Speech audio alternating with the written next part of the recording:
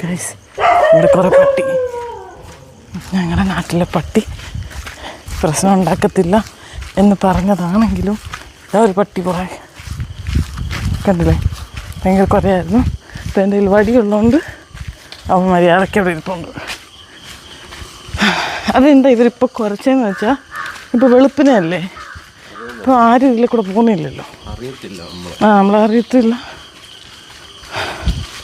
എന്നാലും നമ്മൾ സൂക്ഷിക്കണം. അത് നമ്മൾ സൂക്ഷിക്കണം. ഇവിടുത്തേക്ക് വീടുകളൊക്കെ കാണിച്ചു തരാം. ഞങ്ങളുടെ ഏരിയയിലെല്ലാം വലിയ വലിയ വലിയ വീടുകളാണ്, എല്ലാം ഇങ്ങനെ അടച്ചിട്ടിരിക്കുക. എത്രയോ വർഷങ്ങളായിട്ട് ഞങ്ങൾ ഇന്ന് പുതിയ റൂട്ടിലൂടെയാണ് പോകുന്നത് കേട്ടോ.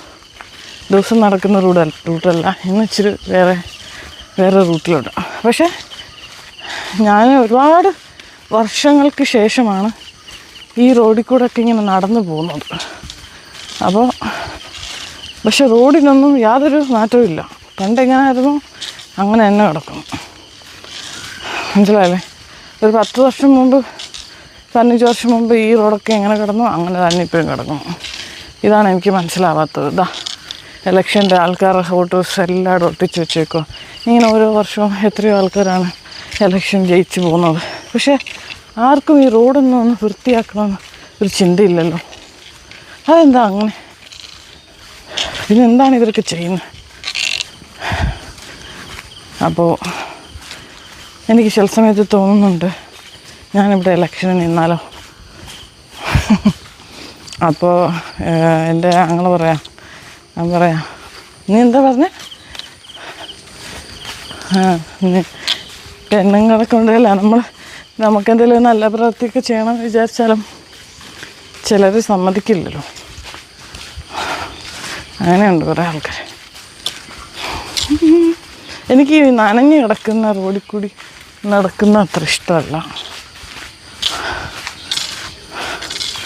അവിടേക്ക് സ്ട്രീറ്റ് ലൈറ്റ്സ് അതല്ലേ. ഈ നാട്ടിൽ ഇച്ചിരി ഹെൽത്ത് കോൺഷ്യസ് ആയിട്ടുള്ള, അതിനെ മലയാളം എന്താ പറയുക, ആരോഗ്യ പരിപാലനോ എന്തോ അങ്ങനെയുള്ളവർ ചുരുക്കമാണെന്ന് തോന്നുന്നു. കാരണം ആരും നമ്മൾ വെളിയിലോട്ടൊന്നും കാണാറില്ല നടക്കാൻ പോകുന്നതും ഒന്നും. പക്ഷെ ഞങ്ങൾ പണ്ട് തൊട്ടേ ഇച്ചിരി ആക്റ്റീവായിട്ടുള്ള ആൾക്കാരാണ്. ഫിസിക്കലി ഞങ്ങൾ എക്സസൈസൊക്കെ ചെയ്യും. പണ്ട് കൊച്ചിലെ ഞങ്ങളെ ഇതുപോലെ ഓരോ കോച്ചിങ് ക്യാമ്പിനൊക്കെ കൊണ്ടുവരണം.